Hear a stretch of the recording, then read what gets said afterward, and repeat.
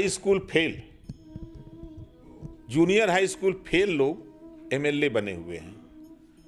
प्रधानमंत्री की डिग्री दिखानी पड़ रही। एक बाबा साहब डॉक्टर अंबेडकर हैं कि जिनकी डिग्री को लेकर के कोई प्रश्न नहीं आज तक कि कहीं कोई आप मीडिया के सामने कभी कोई ये नहीं कि बाबा साहब डॉक्टर अंबेडकर की डिग्री है। लेकिन आज देश के प्रधानमंत्री, गृह मंत्री और कई मंत्रियों की डिग्री दिखाई जा रही है कि ये बीए किए हैं, तो एमए किए हैं, ये फला जगह किए हैं। High school, junior high school fail लोग एमएलए बन के गए हैं, मंत्री बन गए हैं। और दुर्भाग्य इस देश के सिस्टम का कि आईएएस और आईपीएस हाई स्कूल फेल लोगों को सलूट मार रहा है, सार सार सार सार कर रहा है। वो क्या चलाएंगे? उनको ज्ञान नहीं है, वो कैसे चलाएंगे? ये जो लिया रहे हैं ना, ये सब पेपरलेस नहीं बल्कि ये लूट की कारोबार है, योजना बना के लूटते हैं सब। अब देखिए, जैसे कोरोना में इन लोगों ने गांव में कहा कि हम कोरोना की किट पहुंचाएंगे, जो उसके सिस्टम थे। जो 800 का था वो इन लोगों ने 8,000 9,000 को खरीदा था। अब बताइए क्या है? बिजनेस है ना? है वो कमीशन कहाँ गया? ये नीचे से लेकर ऊपर तक सब लोग कमीशन खोरी। इसमें देखिएगा 50,000 खरीदा जा रहा है ना, हम आपको दिखाएंगे क्या हो रहा है इसमें, हम देंगे आपको सबूत रसीद के साथ। ये लूट मार कंपनी बना रहे हैं। इनकी एक भी योजना खाली हम बता दें कि ये धरातल पे लागू हुआ हो।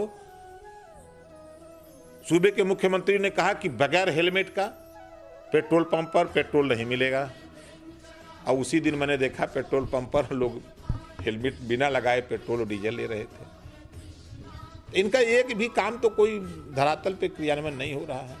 ये कह रहे थे कि हम गायों को कोट पहनाएंगे। अब सड़क पर तो डेली हम देख रहे हैं कि 100-200 गाय सड़क पर टहल नहीं है, कोनो कोटे नहीं है किसी को।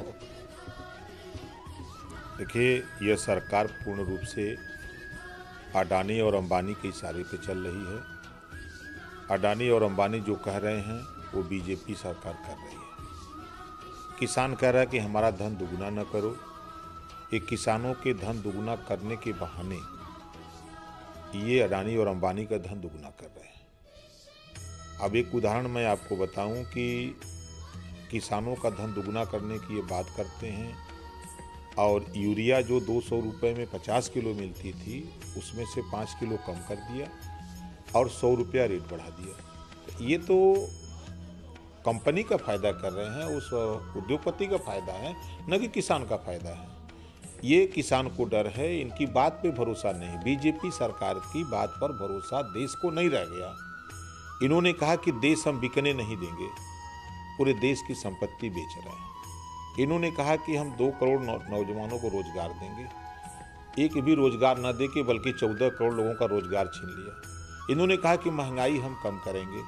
महंगाई दिन दूना रात चौगुना बढ़ती जा रही है। पेट्रोल डीजल के दाम बढ़ रहे हैं।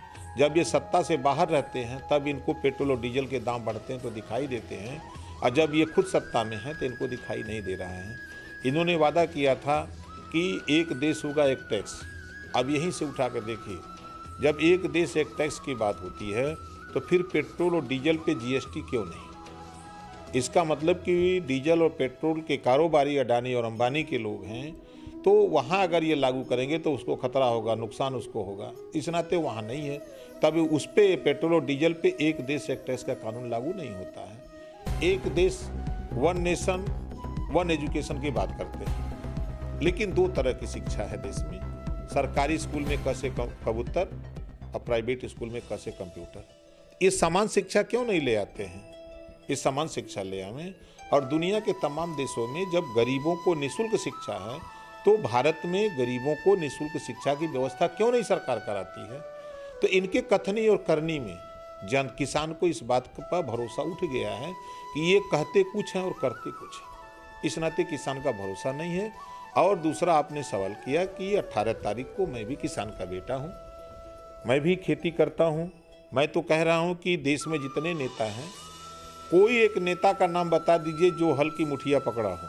लेकिन ओम प्रकाश राजभर, जब मैं बीए में पढ़ रहा था तो मैं बैलों से अपने 10 बीसा खेत की जुताई करके तब उसके बाद मैं जाता था स्कूल पढ़ने के लिए। परिवार में अलगाव हो गया, तलगौजी हो गई थी। हम सबसे बड़े थे 4 भाइयों में, जिसकी वजह से जिम्मेदारी मेरे ऊपर थी। पिताजी सर्विस कर रहे, तो मैं किसान का बेटा हूँ, किसानी किया हूँ। अब पूछा जाए, जो आज किसानों की बात न मानने वाले लोग हैं, उनसे पूछा जाए कि धान की नर्सरी कब पड़ती है, गेहूं की बुआई कब होती है, गन्ना कब बोया जाता है, तो किसी को पता नहीं है। तो जाके पैर फटे बेवाई सो ही जाने पीर पर आई। तो हम किसान के बेटे हैं, हम किसानों के साथ हैं। 18 तारीख को जो भी किसान राकेश टिकैत का फैसला होगा, उस फैसले के साथ हम रहेंगे।